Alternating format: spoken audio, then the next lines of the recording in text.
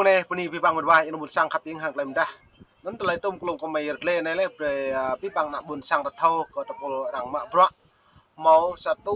chu satu pan plus lâu bol mạ bọ mang bol mạ bọ buồn cúm lên đồng ta bọ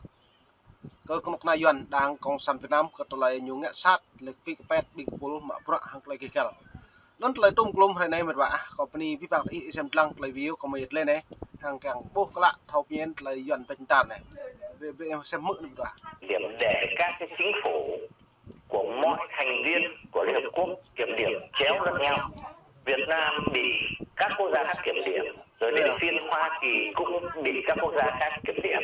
Do đó đây là cuộc kiểm điểm lên tiếng cùng với những kiến nghị của các chính phủ. Vừa rồi là Việt Nam qua cuộc kiểm điểm lần thứ tư và rất nhiều quốc gia, rất nhiều chính phủ đã cho những khuyến nghị trên 300 khuyến nghị, khoảng 320 khuyến nghị, và khác với những đợt kiểm điểm trước, kỳ này có những khuyến nghị rất là cụ thể, ví dụ như cần phải sửa đổi luật để mà hủy bỏ hoặc là cải tổ, tức là tu chính điều 117, điều 331, điều 11331 trong cái bộ luật hình sự Việt Nam. Chính phủ Luxembourg, tức Luxembourg đó, yêu cầu Việt Nam phải chỉnh sửa cái luật để chống khủng bố và áp dụng luật này theo cái định nghĩa tiêu chuẩn của quốc tế, thay vì cứ dựng chuyện lên và cáo buộc hết tổ chức này hết nhóm kia là khủng bố để rồi chính nhà nước khủng bố người dân. Thành ra đấy là một cái thắng lợi lớn, nhưng mà làm cho quốc tế biết được tất cả những cái thông tin như vậy, đấy là do chính người dân trong nước đã làm những bản báo cáo từ suốt bao nhiêu năm qua. Tháng 2 vừa rồi, cỡ khoảng hơn 2 tháng trước cái cuộc kiểm điểm chính thức đó, thì có một cuộc gọi là cái cuộc họp tiền kiểm điểm, trước kiểm điểm, cũng có đông đủ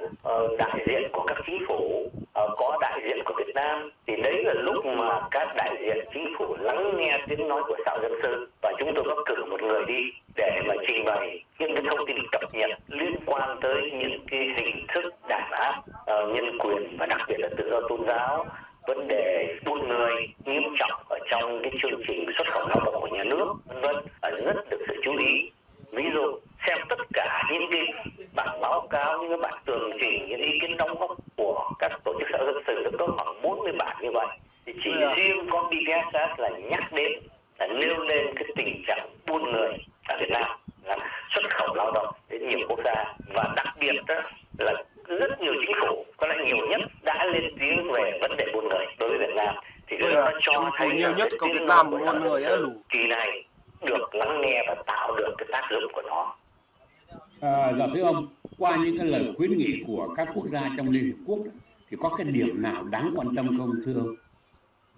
Vâng, nhiều điểm lắm, chẳng hạn như là quyền tự do tôn giáo, quyền của những sắc dân thiểu số, người bản địa,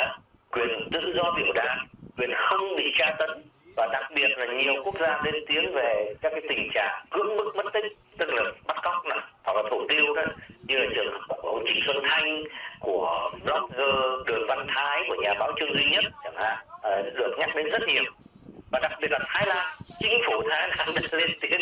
về cái việc cưỡng bức mất tích, bởi vì 2 vụ bắt cóc xảy ra trên lãnh thổ Thái Lan, đó là Trương Duy Nhất và Đường Văn Thái. Nó có rất nhiều những cái khuyến nghị như chúng tôi đã nói rất cụ thể. Tuy nhiên Việt Nam có quyền chọn để chấp nhận những khuyến nghị nào. Thành ra hiện nay Việt Nam vẫn còn thời gian để mà làm quyết định và phải thông báo trở lại cho Hội đồng Nhân quyền Liên Hợp Quốc rằng họ chấp sẽ đó là mất lời tạo bộ vi bằng rõ đấy là một vạ tôi hàng bình duẩn tạo bộ lấy thua đặc biệt chặt hại là màu ngạ như bắt cóc tôi lại đây quỳnh buồn đắp là tạo bộ lẽo lần được chính phủ Thái mà bữa này cái thay một đường trường nhất vừa ta mạo hại này hiếm bạ lại Việt Nam càng lệ cái lệ giờ đến hôm này lại tạo bộ đoạn này là Việt Nam lại nhiều sốt là phiền buồn cúm chặt hại lại sốt là phiền tạch ngao mạng Hội đồng Bảo an Liên Quốc nó lại tung lùm nguyên nhân thắng này lại là nhiều đoạn về nhưng mà pro catapult FS này lại nhưng ta đi cả tung lùm tum hạt rẽ lấy đứng cả lại nhổ đúng lấy trong phong lại sau doán nghệ sát cả nạm núi pol tùy toa lại cái cá lấy đứng máu cả hàng lại đáo lấy trong tung lùm bình núi nhưng mà pro chặt này nhổ ngạ sĩ chả đập út lên trong tôi nuôi nào buồn sạc đầy gà đấy bộ gì siêu xuân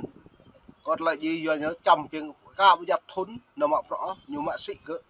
nào anh đi chả đạp sút lúm đi không cần đừng rằng cả vùng ta tôi đã nên các cứu cứu lấy bình tập bồ cạm thủy lệ ô mà anh đi chả đạp sút vừa có công ty sĩ và chả đạp sút mình nó lại mà càng ta đang rồi về để xem lăng lại video vẽ việt và tiếp nhận những khuyến nghị nào trong tổng số là 320 khuyến nghị của các chính phủ khác đã nêu lên cho Việt Nam.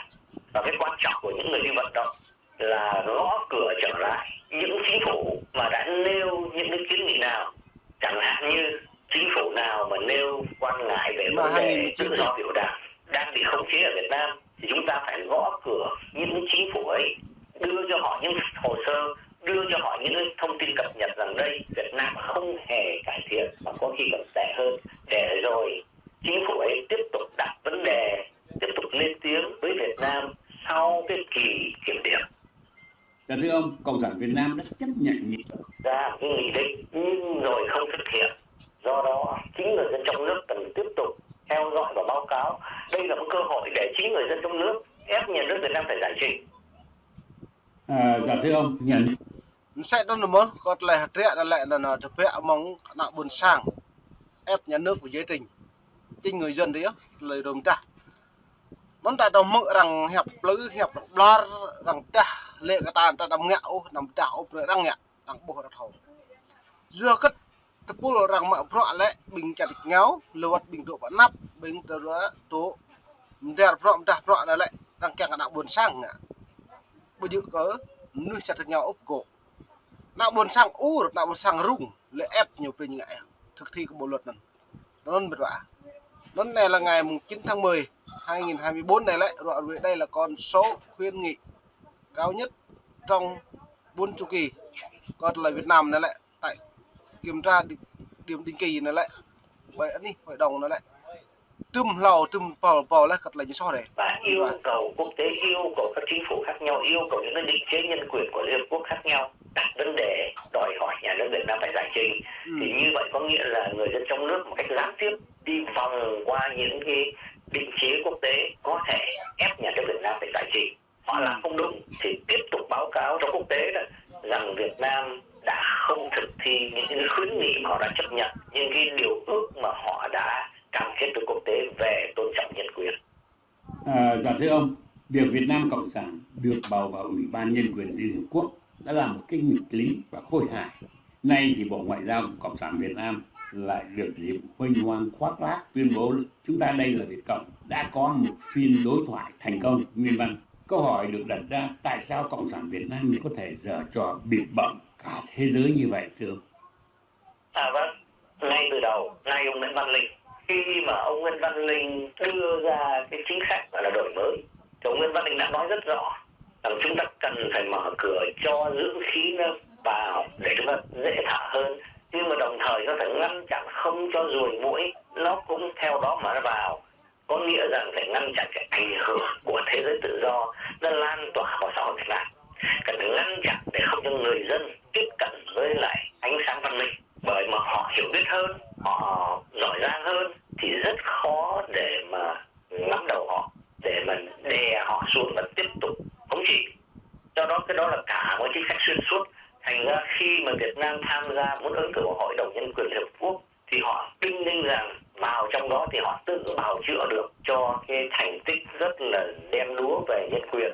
bởi họ ngồi ngay tại chỗ lúc nào họ cũng lên tiếng chúng tôi có quan tâm về nhân quyền này cái vân vân. Ví dụ như năm ngoái thì chính Việt Nam đã đưa ra cái nghị quyết là kêu gọi toàn thế giới, tất cả các chính quyền là thành viên của Liên Hợp Quốc hãy huy động người dân, hãy khuyến khích người dân đánh dấu ngày nhân quyền quốc tế. Thế nhưng ở Việt Nam thì không được. Người dân Việt Nam ai mà đứng ra tổ chức cái ngày đó chúng tôi biết có những nhóm người thượng này cái vân vân thì lập tức bị công an gọi lên hoạnh hoẹ ngay. Thế cái đó là sự giả trá. Vấn đề đó là nếu như người dân ở trong nước có thể báo động cho Hội đồng Nhân quyền Liên Hợp Quốc, báo động cho các định chế nhân quyền của Liên Hợp Quốc, cho các chính phủ rằng đấy Việt Nam nói một đằng làm một nẻo, làm hoàn toàn ngược lại, làm bộ đưa ra một cái nghị quyết đưa vào trong Hội đồng Nhân quyền Liên Hợp Quốc và vận động để thông qua được, kêu gọi toàn thế giới người nhà nhà đều hưởng ứng kỷ niệm ngày quốc tế nhân quyền, nhưng riêng ở đất nước Việt Nam thì không áp dụng. Ở Việt Nam cứ đinh ninh rằng như là trước đây, tức là bịt mắt. Sẽ đó mất ở bộ khất là Việt Nam làm tên ta là khất là tự do tôn giáo, tự nhân quyền là lại chỉ càng khuyến khích ngày mừng 2 tháng 8, ngày 2 tháng 8 vừa qua có là nhân quyền, có là đang tự chọn đi được để đạo. Dưới nó này là nhôn nào của hội đồng tụi mượn lấy thăng về lại tụ và ngào bề nhôn ta biết càng khuyết xăm á biết bao nhiêu pre nào muốn sang ta rim nuôi ngạ xăm đặc biệt còn lần cha làm thủy ngạo phật liền cha po lại ta đi lấy như dầu sạ để chồng gì kìa lại nó nhiều phải nhập nó mà đang làm một néo chính lớn nhiều mất uy tín trước hội đồng bảo an liên quốc nó mong mong này mà chơi new frame chứ là ít lên vi bằng ni đã muốn sang xem lặng là ít lên này như là bạn này được một lời